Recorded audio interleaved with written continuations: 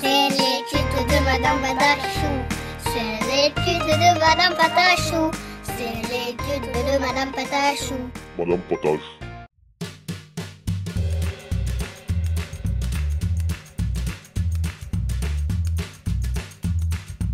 Bonjour à tous, c'est Madame Patachou, bienvenue dans une nouvelle vidéo, un nouveau tutoriel plutôt pour faire ce gros œuf en chocolat que je vais tout de suite ouvrir pour vous montrer la petite surprise qu'il y a à l'intérieur. Ce sont de bons petits œufs en chocolat. Allez, c'est parti, on commence tout de suite le tuto.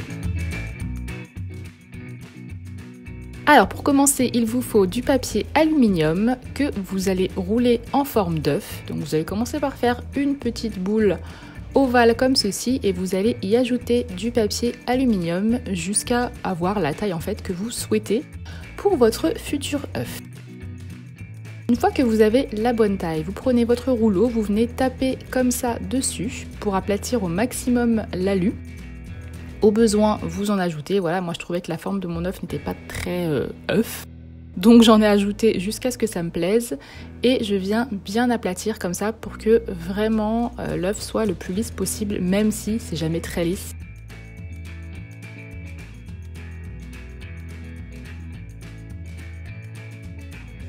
Donc bien sûr vous êtes libre de faire un œuf beaucoup plus petit si vous le souhaitez, mais moi j'ai voulu l'utiliser en décoration de Pâques, voilà pourquoi j'ai fait une création en taille réelle. Ensuite je prends de la pâte chocolat que je viens étaler comme ceci avec ma machine à pâte, donc si vous n'en avez pas, utilisez un rouleau. Et je viens mettre la pâte sur tout le tour de l'œuf. Donc il faut savoir que le papier aluminium a deux côtés, un côté mat et un côté brillant. C'est le côté mat qui n'est pas collant et qui permet à la pâte de ne pas adhérer, donc ne vous trompez pas de côté, c'est quand même mieux.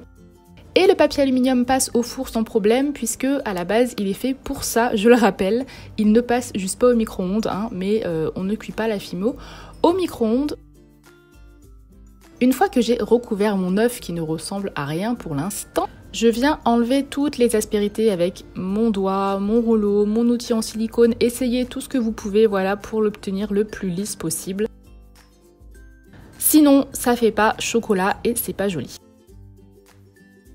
Ensuite, je viens faire une étape que on peut faire après l'étape que je vais faire après, mais bon, c'est pas grave. Je prends ma lame et je viens couper tout autour pour pouvoir l'ouvrir ensuite. Donc je repasse un coup de scalpel.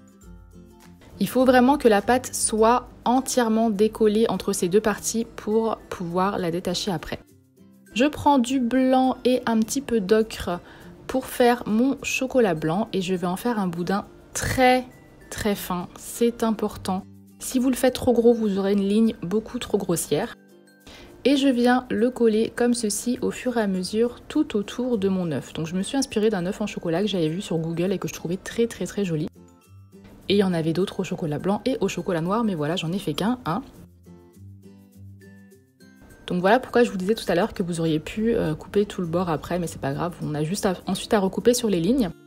On vient aplatir le tout jusqu'à ce que la pâte rentre entièrement dans le chocolat, il faut vraiment qu'elle se fonde avec. Je vais faire tous ces mélanges de couleurs pour créer mes petits œufs en chocolat. Donc je vais en faire de plusieurs couleurs comme ceci. Je ne sais pas si vous avez déjà goûté ces œufs, mais ils sont juste délicieux. Vous avez plein de goût.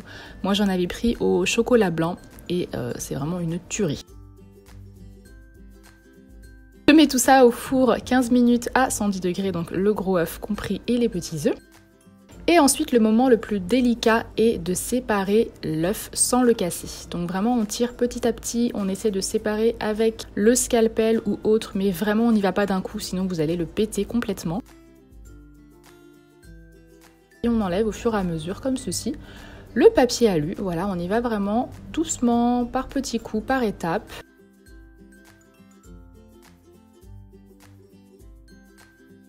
Et normalement tout se détache à merveille.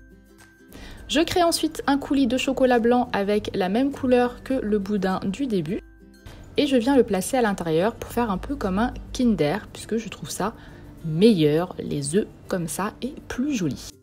Donc on aurait pu mettre de la pâte tout simplement à étaler, mais ça aurait été plus compliqué et moi je trouve ça beaucoup plus satisfaisant de faire un coulis. Je vous invite à voir le tutoriel du coulis et de la chantilly sur ma chaîne. J'ai fait un tuto spécialement dessus, rien que pour vous. Donc je fais ça bien entendu dans les 2 œufs. Et ensuite pour lisser un petit peu les marques, je trempe mon doigt dans l'eau et je viens lisser comme ça au doigt. Et ensuite je remets ma création au four une dizaine de minutes. Cette fois-ci, ça suffira. Ensuite je prends du marron et du noir. Donc là j'ai mis un petit peu trop de noir, j'aurais pu en mettre beaucoup moins.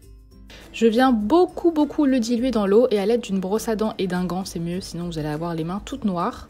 Je viens créer plein de petites taches sur mes œufs en chocolat, qui ne sont pas des œufs en chocolat. Donc je fais ça d'un côté comme ceci et je laisse sécher. Ensuite, je prends du jaune et un petit peu de bleu pour faire du vert. Si vous avez du vert directement, vous l'utilisez et je vais peindre une feuille des 2 côtés. Donc petite astuce pour que ça sèche plus vite, vous prenez un sèche-cheveux et c'est très rapide. Voilà, ça c'est une astuce de gens qui n'ont pas le temps d'attendre comme moi, ou plutôt qui ont la flemme et qui ne sont pas du tout patients. Donc je peins un côté, je vais sécher au sèche-cheveux et je fais l'autre côté. Une fois que mes œufs sont sortis du four, je viens les poncer pour enlever un maximum d'aspérité. Et peut-être des marques de doigts, hein, on ne sait jamais, il doit sûrement en rester. J'essuie ça avec une lingette ou je le passe sous l'eau, hein, c'est comme vous voulez, pour enlever les petites poussières. Et je vais ensuite venir le vernir, donc avec du vernis brillant Fimo.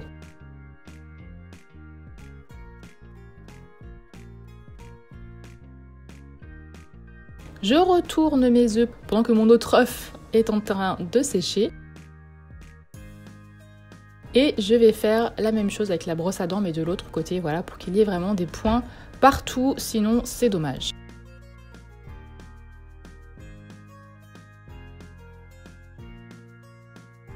Une fois que ma feuille est sèche, je vais venir couper plein de petites lanières dedans pour faire comme un nid. Donc en fait, si vous n'avez pas de papier vert, vous pouvez faire ça, voilà, c'est une bonne solution et on n'y verra que du feu. Si vous avez déjà le papier, vous l'utilisez.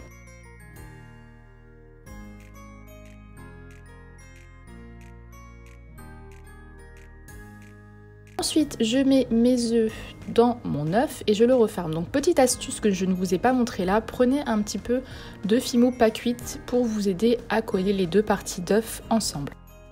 Sinon pour le fermer c'est une vraie galère, je vous le dis tout de suite. Et je viens le fermer dans l'autre sens que l'ouverture, puisque sinon c'est quasi impossible, enfin du moins ça met très longtemps à se faire. Je coupe l'excédent, donc j'ai utilisé du ruban vert parce que je trouvais que voilà, ça allait bien.